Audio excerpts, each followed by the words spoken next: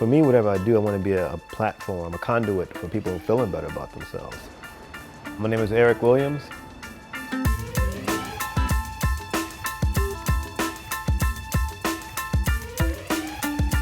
I grew up in my father's bar. I would boil eggs and sell eggs at the bar, like for 50 cents. So this hustle thing was like part of growing up. So when I was in school, I majored in finance. I went to UIC. And so I didn't have money, so I would go down to Maxwell Street and I would buy t-shirts and sell them to the students. When I graduated, I was a broker for a little bit and I hated it, so I quit. And then I moved to Wicker Park in 92, 93, and it was changing at the time. I'm like, oh, this is kind of a cool neighborhood, you know? So I started selling stuff over here, selling jewelry, and I thought it was a good business because I'm like, everyone likes silver. I didn't have to worry about sizes or anything like that. So I started selling jewelry on the streets.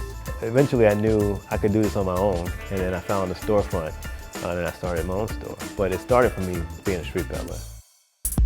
I was always into music, I DJ, so the first thing I did was put turntables in the store, and I knew I had wall space, so I could use my wall space with my friends who were visual artists. So from the very beginning, it was a collaboration between this art space and also this retail space, that they could kind of coexist. It's something that people would see as a little different, not just a typical transactional retail space.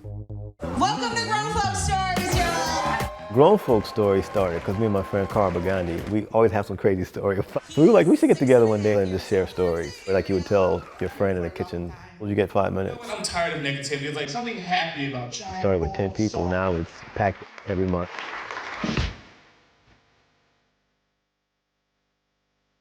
The block party started, basically it started as a response to the lack of diversity in other festivals. I was a part of this one festival, and I'm like, hey, we need some black folks to perform. We need some brown folks to perform. We're in Chicago, come on, you know? And it was always some excuse of why it was very homogeneous, the performances, you know? And so I was like, you know what, I'll start my own thing. So much like the store was a response to something I didn't see, the block party was a response to not having diversity in the entertainment. 200-300 people came the first time we did it, you know, the first year. And so I did it the next year, and probably 500 people came. Then we did the next year, it was probably 900 people came, and then 1,500. Our 16th year, last year, we had 40,000 people came. So it's just kind of grown over the years. A whole bunch of people make money, again, through a cultural event. I got the Loeb Fellowship, it's out of Harvard, out of the School of Design. It's urban planning, but it's how arts and culture can affect communities. And I went to Harvard for a year, the best year of my life. The new project I'm working on right now was actually born out of an idea I got when I was at Harvard. It was called proximity. There's so many empty commercial corridors in the city. You know, the buildings are there, and the people are there. So let's match the people with these buildings, and we can kind of get something going.